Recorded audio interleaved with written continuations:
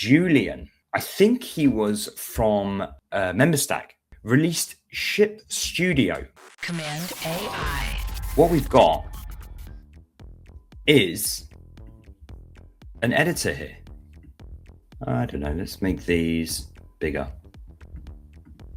You've got that fine-grained control that doesn't use any AI. This isn't using any AI whatsoever. This is actually changing the code underneath.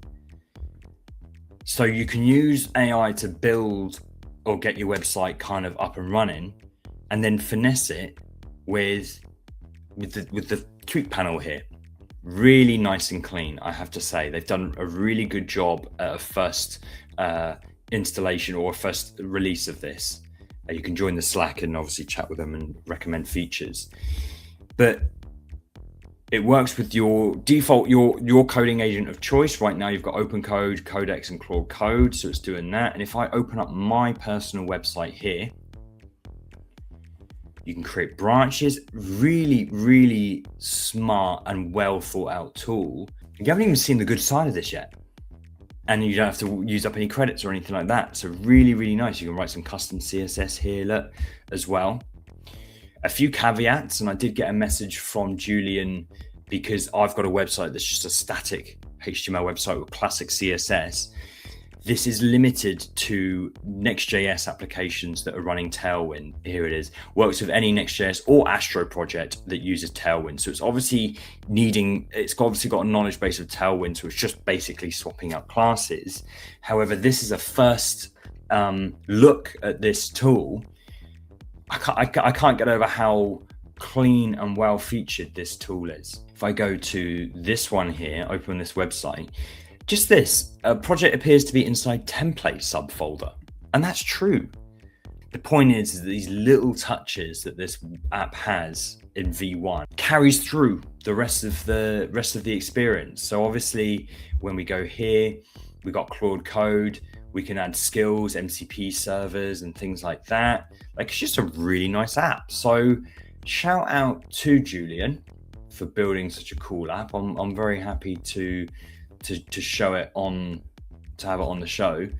I'm not working on anything right now, Next.js or Tailwindy at the moment, but for sure, this is a really nice thing. If you are a designer, let us know if this solves your problems or whatever it is that you want to use AI, because I know designers typically have been a bit, they're quite anti-AI, because they're probably threatened by it. I don't think they need to be threatened, but they are threatened by it.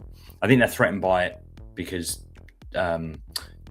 clients are choosing to use AI over hiring a designer, which that's just the way it is at the moment, isn't it? So I've been talking a lot about AI tools for designers because I don't think we're there yet.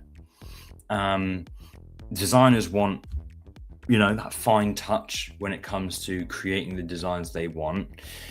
They don't necessarily need AI to finish a design. But AI is there to do so much more for them, It's there to do workflows, it's there to create variations, it's there to create drafts, it's there to inspire and, be a conversation partner, and mostly in the stages up to the final deliverable. AI can be very, very powerful when it comes to design. It's not going to replace designers anytime soon. I don't know whether it ever will, because a designer will have something in their head that they want to create. It's so specific, whereas developers are like, yeah, just make sure that feature works. I don't know. I don't care how you do it. The only thing I would say with this tool is the research aspect. It's the canvas. It's the experimentation areas that is not missing from this tool, for sure. And if they can figure out a way to do that, fair enough.